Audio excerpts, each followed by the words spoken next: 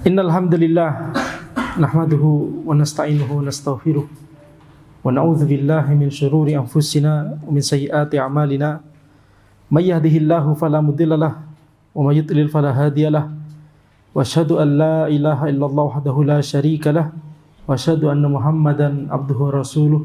Allahumma shalli wa sallim ala sayyidina Muhammad wa ala alihi wa sahbihi ajma'in, amma ba'd. Kita lanjutkan pembahasan dari kitab Syarah Thalathatul Usul karya Syekh Muhammad bin Shalih Al-Utsaimin rahimahullahu taala. Sebelumnya kita membahas tentang amalan ibadah hati, yaitu tawakal kepada Allah Subhanahu wa taala. Penulis rahimahullah berkata, wa'lam anna tawakkul anwa'. Ketahuilah bahwa tawakal itu ada beberapa jenis. Al-awwal, yang pertama, at-tawakkul ala Allah Ta'ala wa huwa min tamamil iman wa alamati sidqihi wa huwa wajibun la yatimul imanu illa bihi wa sabaqa daliluhu. Jenis pertama dari tawakal itu adalah tawakal kepada Allah. Inilah yang merupakan amalan ibadah, ya, amalan hati. Dan tawakal kepada Allah itu termasuk kesempurnaan iman dan tanda kebenaran dari iman seseorang. Dia betul-betul beriman kepada Allah atau tidak. Ya, ketika dia sakit, maka dia tawakalnya adalah kepada Allah. Dia meyakini bahwa obat atau dokter itu cuma wasilah saja. Ketika dia benar-benar beriman kepada Allah, maka tawakalnya adalah kepada Allah, bukan kepada obat tersebut. Ketika dia yakni berusaha mencari nafkah, dia tawakal kepada Allah Subhanahu wa taala untuk menjemput rizkinya, bukan tawakal kepada pesugihan misalkan. Ketika dia sakit, ya, maka dia tawakalnya adalah kepada Allah. Sembari tadi melakukan ikhtiar untuk berobat dengan yang halal, bukan malah tawakalnya kepada dukun untuk menyembuhkan sakitnya. Maka ini ketika seseorang betul-betul beriman kepada Allah Subhanahu wa taala, maka itu ditandai dengan tawakalnya kepada Allah atau tidak. Kalau dia betul-betul beriman, maka dia akan tawakal kepada Allah. Wa huwa wajibun la yatimul imanu illa bihi wa sabaqa daliluhu. Dan tawakal itu wajib. Iman itu tidak akan sempurna kecuali dengan seseorang itu melakukan tawakal, menyandarkan urusannya kepada Allah Subhanahu wa taala sembari dia berikhtiar, tapi dia juga bertawakal kepada Allah. Ini termasuk cabang iman yang wajib untuk dia penuhi. Hukumnya wajib bertawakal kepada Allah Subhanahu wa taala. Sebagaimana amalan hati yang telah kita bahas sebelumnya, takut kepada Allah, cinta kepada Allah, berharap kepada Allah, itu semua adalah amalan hati yang sifatnya atau hukumnya semuanya wajib. Ini tawakal jenis pertama, yaitu tawakal yang merupakan ibadah. Tawakal jenis kedua, atsani, tawakkulus sir bi ayya'tamida ala mayyitin fi jalbi manfaatin au daf'i madarratin. Tawakkul yang sir, yang tersembunyi, yang samar, yaitu ketika seseorang itu bersandar kepada mayit, kepada orang mati, untuk meraih manfaat atau menolak madarat. Dia tawakalnya kepada orang yang sudah mati tersebut. Tawakalnya kepada Syekh Abdul Qadir Jailani misalkan, atau tawakalnya kepada Syekhuna Khalil Bangkalan misalkan, atau tawakalnya kepada orang-orang yang dianggap sebagai wali. Bisa jadi wali Allah beneran, tetapi yang salah bukan wali Allah tersebut, tetapi orang yang justru mengarahkan tawakalnya itu bukan kepada Allah tapi kepada orang lain. Fahadha syirkun akbar. Ini adalah syirik akbar. Ya, berbahaya. Tidak hanya sekedar haram, tapi ini juga adalah syirik akbar yang merupakan kekufuran. Li'annahu la yaqau illa mimman ya'taqida illa mimman ya'taqidu anna li hadzal mayyiti tasarrufan sirriyan fil kaun. Karena tawakkul sir, tawakkul yang samar, yang tersembunyi ini tidak mungkin dia lakukan kecuali karena dia meyakini bahwa orang yang sudah mati tersebut dia memiliki kemampuan khusus, kemampuan tertentu untuk mengatur sesuatu di alam semesta ini. Ya, jadi dia meyakini keramatnya orang tersebut misalkan. Dia meyakini bahwa orang tersebut memiliki kekuasaan pada sebagian dari alam semesta ciptaan Allah ini. Ini adalah keyakinan syirik akbar. Jadi meyakini bahwa orang yang sudah mati atau orang masih hidup, atau meyakini batu, atau meyakini pohon, atau meyakini kuburan, atau meyakini sendang tertentu, kolam tertentu, misalkan bisa melancarkan rizkinya, bisa membuatnya punya anak, bisa menunaikan hajatnya, hajatnya terkabul, bisa menolak dia dari bala dan musibah dan madarat misalkan, bisa membuat dia jadi kaya, bisnisnya lancar misalkan, ya. Berarti ketika dia bertawakal kepada orang mati tersebut atau orang hidup tersebut atau batu atau pohon tadi, ya, maka tawakalnya itu karena disebabkan dia meyakini sesuatu atau seseorang tersebut itu bisa menguasai atau bisa memiliki kekuasaan tentang sebagian dari alam semesta ciptaan Allah.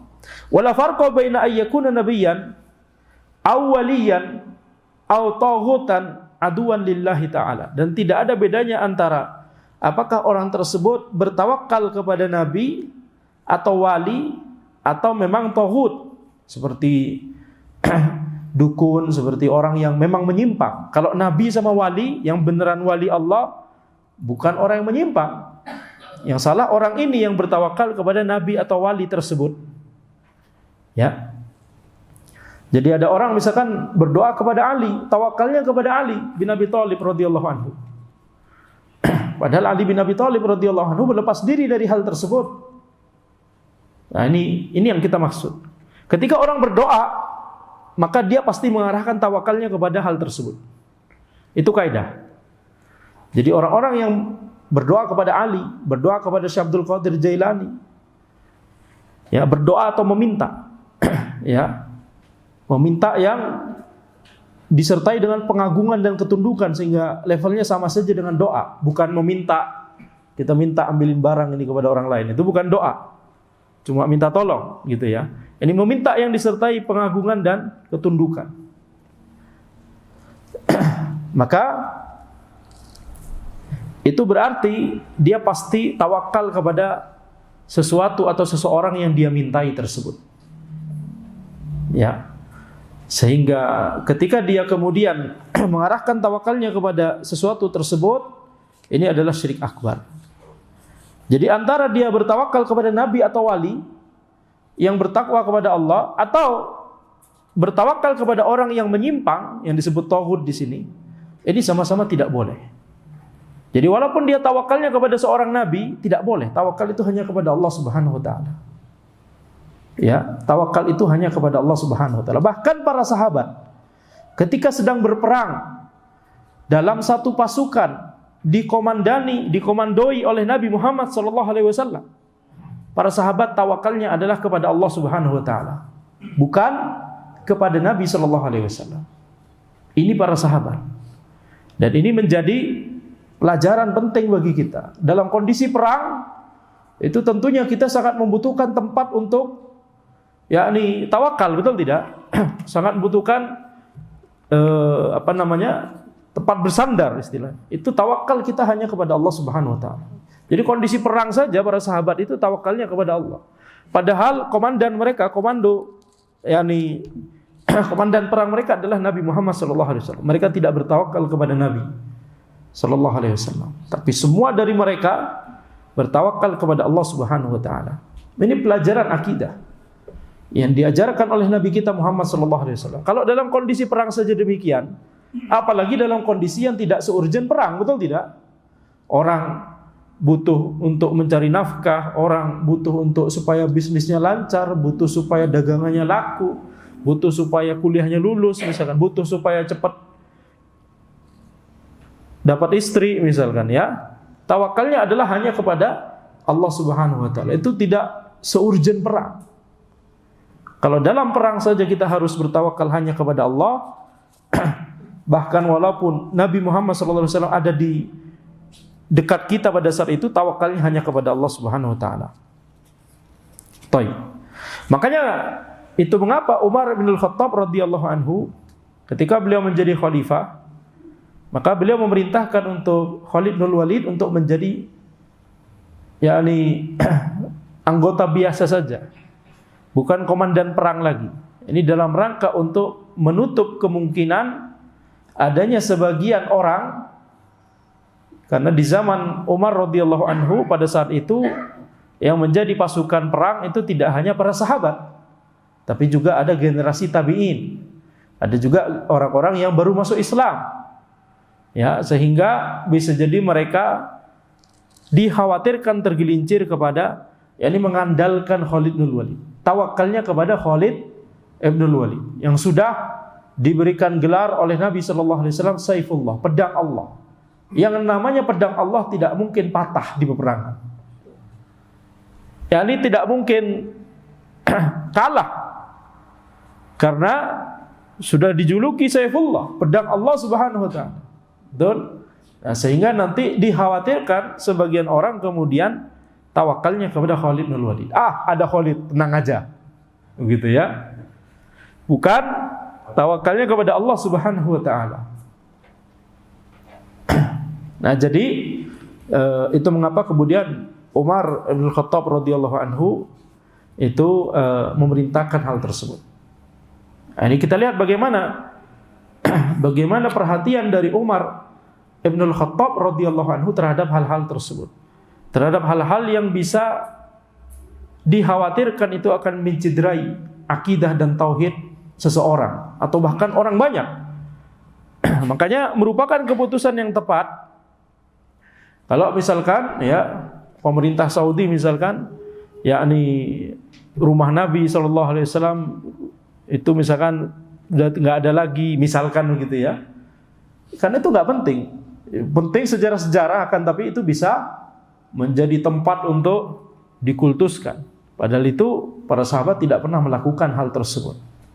Pohon tempat baiat misalkan, ya, tempat Nabi Muhammad SAW istirahat misalkan ketika Hudaybiyah atau ketika safar Fathu Makkah misalkan, atau safar untuk haji, hajatul wada', tempat-tempat mana yang Nabi Muhammad SAW istirahat di situ. Itu kalau di Indonesia itu sudah dipagari kemudian,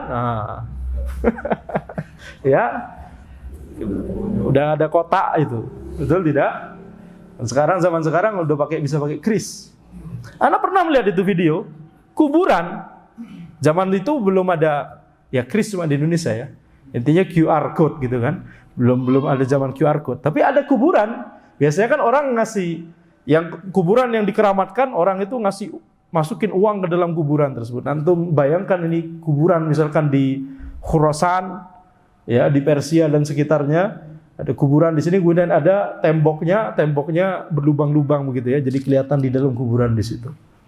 Dimasukkan uang di situ. Tapi Anda pernah melihat ada video itu kuburan, ya, supaya nyaman bagi juru kunci kuburan, bisa gesek. Jadi nggak usah ini lagi, ya, betul tidak? Kalau nggak punya cash gimana? Bisa gesek. Itu kalau di Indonesia itu bisa jadi pakai kris itu, betul tidak?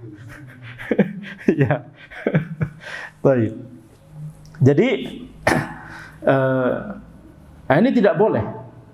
Ya, ini tidak boleh. Sesuatu yang bisa menciderai tauhid seseorang, sesuatu yang bisa kemudian orang itu malah bertawakal kepada selain Allah, itu harus diantisipasi dari awal. Ats-tsalits, jenis tawakal yang ketiga, at-tawakkul 'alal ghair fima yatasarrafu fihi al-ghair ma'asy-syu'ur bi'ului martabatihi wa inhitati martabati al-mutawakkil anhu, mithla ay ta'mida 'alaihi fi husulil ma'ash wa nahwihi, fa hadha naw'un min asy-syirkil asghar. Tawakal yang ketiga yaitu tawakal kepada orang lain, yang orang lain tersebut itu masih bisa memiliki kemampuan sebenarnya untuk memiliki kekuasaan di situ, begitu ya. Tapi tawakalnya ini, orang ini malah bertawakal kepada orang lain tersebut, ya. Dia merasa bahwa dirinya lebih rendah daripada orang lain tersebut. Seperti orang sakit, ketika sakit dia pergi ke dokter, ya. Harusnya adalah dia tawakalnya kepada Allah. Dokter itu adalah wasilah. Ya, dokter itu adalah wasilah. Nah, kita harus bersyukur kepada Allah telah misalkan diberikan kemudahan untuk bisa pergi ke dokter yang ternyata cocok, begitu ya. Ternyata alhamdulillah setelah itu Allah berikan kesembuhan. Kita bersyukur kepada Allah. Tapi kalau kemudian orang itu tawakalnya malah kepada dokter tersebut, ya. Tawakalnya kepada dokter tersebut, merasa bahwa dokter tersebut memiliki memiliki keahlian yang tinggi sehingga pasti sembuh atau kemungkinan besar sembuh, begitu ya. Dan dia lupa untuk bertawakal kepada Allah, maka ini adalah syirik asghar. Jadi sebenarnya para sahabat ketika dikhawatirkan, para sahabat kemudian tawakalnya kepada Khalid. Dan Khalid kan punya kemampuan memang di situ. Kan bukan sesuatu yang ghaib, betul tidak? Beda dengan sebelumnya. Ini orang yang sudah mati, tawakalnya kepada orang yang sudah mati tersebut. Ya, kita misalkan minta supaya rezeki lancar kepada orang yang sudah mati. Orang yang sudah mati udah nggak punya kemampuan lagi untuk, betul tidak? Untuk memberikan kekayaan. Orang yang masih hidup saja nggak bisa ngasih kita rezeki. Ngasih uang bisa, tapi ngasih rezeki nggak bisa. Ngasih rezeki hanya Allah Subhanahu Wa Taala. Beda antara ngasih rezeki dengan ngasih uang. Ya, berbeda. Jadi makanya kita minta uang ke orang tua kita, bukan kita minta rezeki kepada orang tua kita. Kita minta uang, kita sangu. Ya, jadi kepada tawakalnya diarahkan kepada selain Allah, padahal selain Allah tersebut tidak punya kekuasaan pada hal itu, pada sesuatu tersebut. Ini syirik akbar. Itu jenis kedua tadi. Jenis ketiga, tawakal kepada seseorang atau sesuatu selain Allah, dan seseorang tersebut masih punya kemampuan. Sesuatu tersebut bisa dinalar logikanya bahwa itu memang bisa mewujudkan hal tersebut, misalkan kepada obat, gitu ya. Tapi tawakalnya malah kepada obat tersebut, tawakalnya malah kepada dokter tersebut. Maka ini adalah syirik asghar. Dia lupa tawakal kepada Allah Subhanahu Wa Taala. Ya. Jadi para sahabat tadi sebenarnya minimalnya adalah syirik asghar sebenarnya. Jadi ketika mereka tawakal kepada Khalid, mereka paham bahwa Khalid punya keahlian yang tinggi, strategi perang yang cerdas misalkan. Tapi malah tawakalnya kepada Khalid. Tenang aja, di sini ada Khalid misalkan gitu ya. Itu minimalnya syirik asghar. Tapi dikhawatirkan kalau itu sudah terbiasa, dikhawatirkan punya keyakinan bahwa ini punya kekeramatan tertentu. Ya. Tidak hanya sekedar karena itu kecerdasannya Khalid, karena strategi perangnya Khalid bin Walid, tapi ini punya kekeramatan tertentu. Pokoknya kalau sudah ada ini keramat ini. Nggak mungkin kalah. Gitu ya. Ini jadi syirik akbar. Itulah yang terjadi pada misalkan orang yang punya jimat misalkan ya. Atau punya belajar bela diri, tenaga dalam, ilmu kanuragan, rawa rontek, kunyuk lempar, enggak usah dilanjut. Kunyuk lempar buah ya. Jurus kunyuk lempar buah. Jadi ketika seseorang itu misalkan belajar tenaga dalam tersebut, maka kita katakan ini bukan masuk pada sesuatu yang memang dia punya kekuasaan, ada bisa dipikirkan logikanya. Itu sudah nggak masuk logika itu. Itu bekerja sama dengan jin. Jadi jelas itu adalah syirik akbar. Jelas itu adalah syirik akbar. Ada orang polisi misalkan, dia punya jimat untuk ketika nyari maling, ketika nyari kriminal langsung ketemu atau mudah ketemu. Punya jimat itu. Maka ini nggak bisa dipikirkan logikanya. Ya. Berbeda dengan orang tawakal kepada obat. Dia malah bersandar, yang dia pikirkan, tenang aja kalau minum obat ini pasti sembuh. Itu syirik asghar.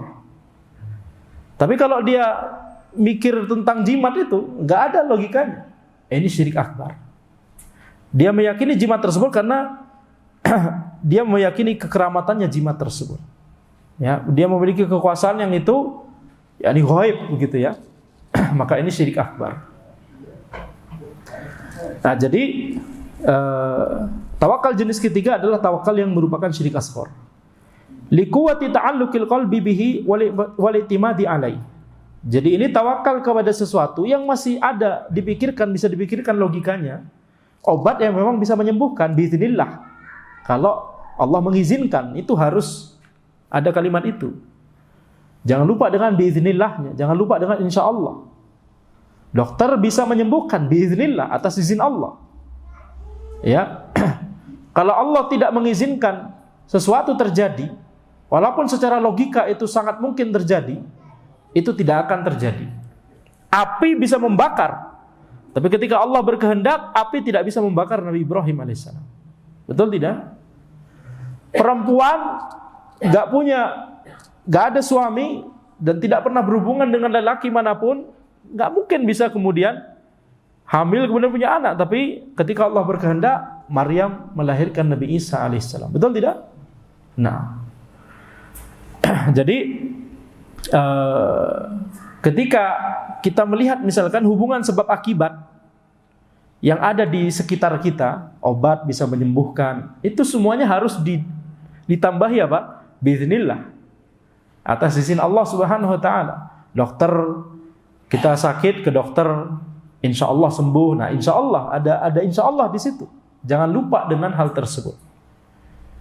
Ya, sama kita belajar sains misalkan. Peristiwa turunnya hujan, penyebab turunnya hujan. Kenapa? Karena air dari air laut sama air sungai menguap, habis itu jadi awan, habis itu setelah jadi awan kemudian turun. Dia awannya diterbangkan oleh angin ke dataran tinggi misalkan, kemudian turun hujan. Itu semuanya harus ditambahi biiznillah atas izin Allah Subhanahu wa taala. Karena semua itu bisa terjadi atas kehendak Allah, atas izin Allah Subhanahu wa taala. Sangat gampang, sangat mudah bagi Allah untuk yakni mengubah hukum yang Allah tetapkan di alam semesta ciptaan Allah. Betul tidak? Jadi itu yang harus kita yakini ketika setiap kita belajar sains, belajar teknologi, ya. Jangan lupa, jangan kemudian merasa bahwa ya kalau gini pasti begitu, ini pasti begitu. Ya, ini harus kita selalu ingat-ingat. Itu semua atas izin Allah Subhanahu wa taala. Dan cukup di depan, nggak apa-apa. Ketika misalkan nulis buku, misalkan buku pelajaran misalkan ya buat anak-anak SD, SMP, SMA atau kuliah atau apapun itu, cukup di depan dijelaskan semua yang terjadi, semuanya atas izin Allah Subhanahu wa taala. Kita mempelajari yakni ketetapan-ketetapan Allah yang ada di alam semesta ini. Nah, jadi itu yang kita cukup disebutkan di depan, nggak perlu setiap statement bismillah, betul tidak? Nggak perlu. Asalkan sudah paham, insya Allah itu udah boleh, insya Allah, tidak masalah. Baik. Nah, itu yang kemudian Syekh bin Baz rahimahullah pernah mengkritisi. Syekh bin Baz punya anak perempuan waktu itu ya, salah satu anak beliau, kemudian belajar fisika di sekolah. Kemudian di buku pelajaran fisikanya itu membahas tentang turunnya hujan itu. Kemudian nggak ada keterangan di bukunya sama sekali bismillah atau insya Allah, yakni mengkaitkan itu dengan kehendak Allah Subhanahu wa taala. Nggak ada sama sekali. Makanya kemudian Syekh bin Baz langsung nulis surat kepada sekolah menjelaskan bahwa itu harus dijelaskan. Nah, baik. Kemudian amma law i'tamada alaihi ala annahu sababun wa anna Allah ta'ala huwa alladhi qaddara dhalika ala yadihi fa inna dhalika la ba'sa bihi. Adapun kalau seseorang itu yakni dia bersandar kepada sesuatu, kepada obat atau kepada dokter, tapi dia meyakini bahwa ini cuma sebab. Dia sadar bahwa Allah yang akan menyembuhkannya. Allah yang akan mewujudkan itu terjadi. Tapi ini cuma sebab. Dan kita memang diperintahkan untuk berikhtiar, menempuh sebab. Berikhtiar itu maksudnya adalah menempuh sebab. Adapun hasilnya, kita kembalikan kepada Allah. Kita tawakal kepada Allah Subhanahu wa taala. Maka ini tidak masalah. Malah ini yang benar. Idza kana lil mutawakkil alai atharun sahih fi husulihi. Kalau memang sesuatu tersebut punya asar yang sahih. Punya pengaruh yang memang bisa dilogikakan. Obatnya memang bisa dilogikakan bahwa kalau minum obat ini insya Allah sembuh. Karena obatnya itu sudah diteliti orang-orang farmasi menelitinya bahwa ini untuk penyakit ini, sehingga nanti karena penyakitnya begitu maka obatnya harus begini. Ada logikanya, betul tidak? Nggak seperti jimat, nggak ada logikanya. Itu yang Anda maksud. Jadi harus ada catatan penting ini, yaitu apa? Harus ada logikanya itu. Harus terbukti secara ilmiah atau secara urf kita paham bahwa ada logikanya, ada hubungannya. Kalau nggak ada hubungannya, seperti jimat tadi, nggak boleh. Supaya bisnis lancar, maka seseorang itu menempelkan di restorannya, misalkan di warung makannya, menempelkan foto ulama. Ya, menempelkan foto ulama di restorannya, di warung makannya. Setiap ke restoran atau warung makan itu ada foto ulama tersebut misalkan. Kemudian dibilang berdalih bahwa ini ana meyakini ini cuma sebab saja, ya. Ini rezeki dari Allah Subhanahu wa taala. Ini cuma sebab kayak ana ke dokter misalkan. Kita katakan itu nggak bisa diterima. Kenapa? Nggak ada logikanya. Apakah orang yang datang kemudian Masya Allah ana beli seluruhnya, kenapa? Anda melihat foto ulama ini, Anda semangat, langsung lapar banget, langsung pengen makan. Nggak ada logikanya, betul tidak? Tidak ada logikanya. Nah, jadi itu bisa syirik akbar kalau itu. Kenapa? Karena dia meyakini, dia nempel itu foto. Kenapa? Karena dia meyakini pasti ada sesuatu yang keramat. Betul tidak? Ini sesuatu yang keramat, atau orang ini, ulama ini keramat. Sehingga kalau ditaruh di situ malah bikin penglaris, sebagai penglaris misalkan. Ini malah naik kepada syirik akbar. Berbahaya. Tidak hanya syirik asghar. Syirik asghar itu kalau ada logikanya. Tawakal kepada obat. Tapi obat ada logikanya, bisa menyembuhkan. Bismillah. Tapi tawakalnya kepada obat. Nah, syirik asghar. Tapi tawakalnya kepada foto itu, foto ulama itu kan nggak ada hubungannya itu. Syirik akbar, berbahaya. Ya, berbahaya. Nah, tapi kalau seseorang misalkan dia belajar ilmu marketing, dan memang logikanya kalau sudah belajar ilmu marketing dan menerapkan tips and trick marketing tersebut, dia bisa akan apa? Dia bisa akan menambah volume penjualannya misalkan. Kemudian dia bertawakal kepada tips and trick tersebut. Ini syirik akbar atau syirik asghar? Syirik asghar. Karena ada logikanya, betul tidak? Nah, contoh lain. Dia belajar juga, tapi bukan tips and trick marketing. Dia belajar jampi-jampi. Ya, dengan mengucapkan jampi-jampi ini, ya, maka penjualannya akan naik meroket 300%. Betul tidak? Dari yang sebelumnya 300% tapi dalam 3 bulan. Sama aja berarti. Sama aja berarti ya. Nah, jadi kalau dia bertawakal kepada jampi-jampi tersebut, tidak ada hubungannya, maka tidak boleh.